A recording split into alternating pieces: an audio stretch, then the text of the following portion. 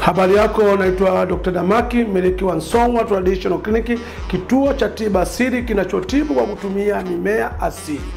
Watu wengi wameathirika na magonjwa kujirudia mara kwa mara, ni kwa sababu wameacha kwenye tiba mama. Tunapozungumza tiba asili tunazungumzia tiba mama, ndio mzazi wa tiba katika afya ya mwanadamu.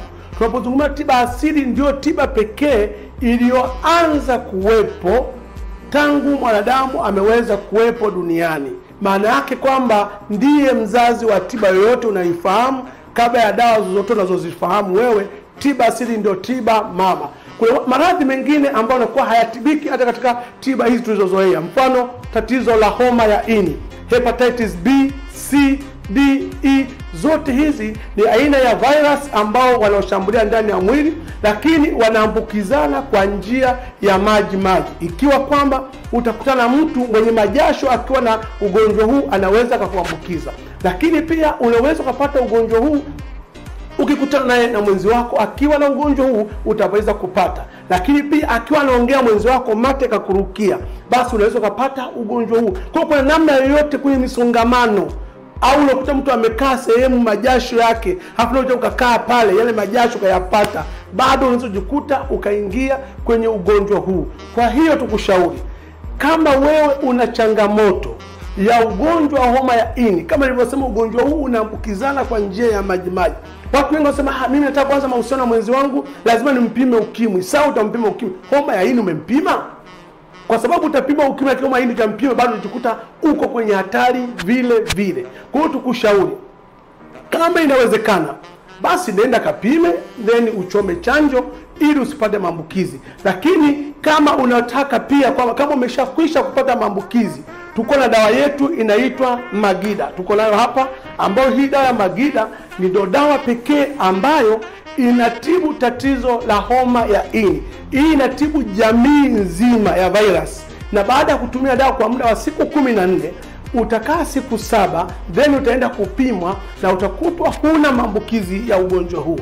Na baada ya kutambulika huna maambukizi haya, watu tuliowatibu wakapona, tumewashauri baada ya hapo waweze kuchoma chanjo ili wasiweze kupata maambukizi tena. Kwa sababu gani? Kwa sababu kama wewe ulikuwa na maambukizi ya homa ya ini, lakini bado ukawa wewe ukaja ukajitibu ukapona, ukarudi kwenye jamii ile ile, halafu bado wale watu ambao ulikuwa uko nao karibu, mwisho wa siku watakuambukiza tena. Na ndio maana tumesema kwamba unapokuwa na changamoto hii, tukikupa tiba sisi, baada ya kupona, kwa watu tuliowatibu tunawashauri wakachome chanjo ili wasiweze kupata maambukizi tena. Kwa kama una changamoto ya homa ya ini ambayo inatokana na virus, hepatitis B, C, D, E, zote tunatibu kwa dawa yetu ya Magida. Lakini homa ya ini pia iko ya aina ya pili ambayo inatokana na lifestyle. Lifestyle maana yake ni maambukizi ambayo yanatokana na mfumo wa maisha ambao wewe mwenyewe unaishi. Labda kwamba homa ya ini umeipata kutokana na uvutaji sigara, homa ya ini umeipata kutokana na utumiaji pombe kupita kiasi, homa ya ini umeipata kutokana na utumiaji wa dawa kemikali kwa muda mrefu, homa ya ini hii ya kawaida umeipata pengine kutokana na kula sumu bila kujijua, au homa ya ini inawezekana umeipata kwa sababu uliwekewa sumu. Hii tunasema ni homa ya ini ambayo inatokana na mfumo wa kawaida, na hii hauwezi ukaambukizwa, maana umeipata kwenye mfumo wa maisha ambao wewe mwenyewe unaishi. Sasa hii dawa hii tatizo la homa ya ini ya kawaida, tuko na tiba yake nyingine inaitwa Nkanya Plus ambayo yenyewe inatibu homa ya ini. Hii tunasema ni ya kawaida. Lakini ile ambayo imetokana na virus, tunayo inaitwa Magida ambayo ndio inatibu homa ya ini itokanayo na virus ambayo ni hepatitis B. Kwa hiyo sasa basi tukushauri, kama una changamoto ya tatizo hili, iwe homa ya ini ya kawaida au ya hepatitis, basi uweze kufika kwenye kituo chetu, utapata tiba ambayo ya kupona na si kutuliza au kuendelea kutumia dawa za kuendelea kupunguza makali tu bila kuondoa tatizo. Watu wengi wamedanganyika. Mtu anakuambia kwamba tutakupa supplement au virutubisho. Tuseme virutubisho, mara nyingi tumekuwa tukishauri kwamba ni vizuri vikitumika mtu hajapata maambukizi.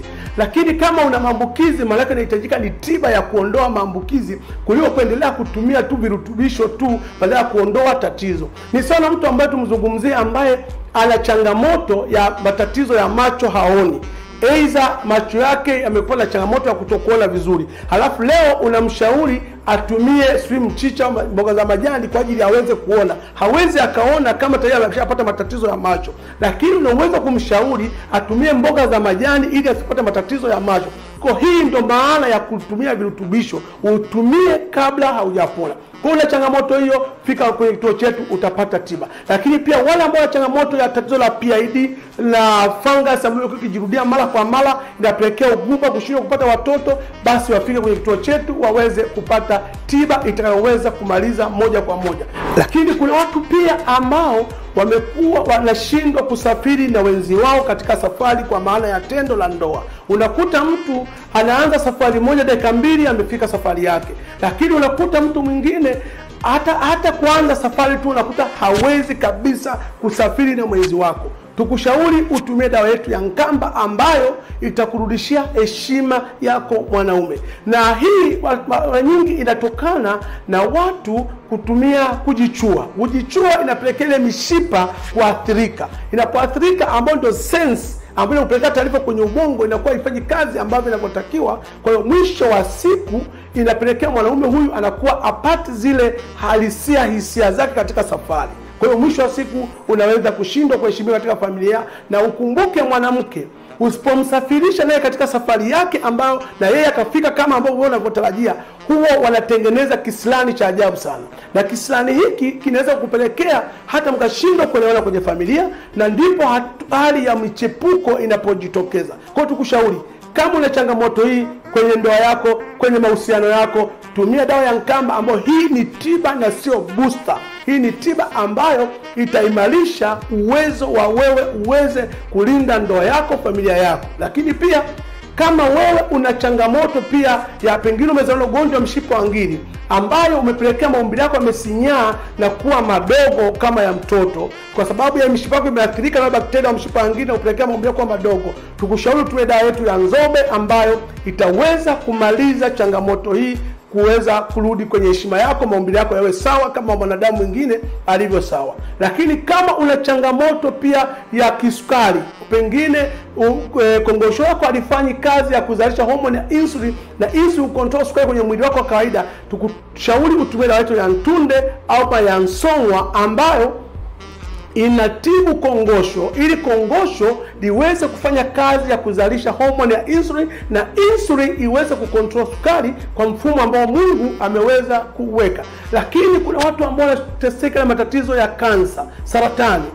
Tuna dawa yetu inaitwa Mchosibi Plus ambayo inatibu tatizo hilo kupona. Na tunazungumza saratani ni tatizo la chembe hai za mwili kuzaliana nje ya utaratibu, na hii yawezekana ni kwa sababu tu pengine imeleta athari yoyote kwenye mwili za uvimbe au kuwa na mafuta mengi au changamoto nyingi na kupelekea chembe hai za mwili zikabadilika tabia na kuanza kuzaliana nje ya utaratibu, na ndipo saratani inapojitokeza. Tukushauri kwa tatizo lolote ambalo linakusumbua, tutembelee Nsongwa Traditional Clinic uweze kupata huduma na usiweze kuteseka tena. Kwa msaada na ushauri, tutembelee kwenye website yetu au kwenye mtandao wetu wa kijamii kama unavyoziona pale, ili uweze kupata tiba itakayoweza kumaliza tatizo na si kutuliza. Afya yako jukumu letu.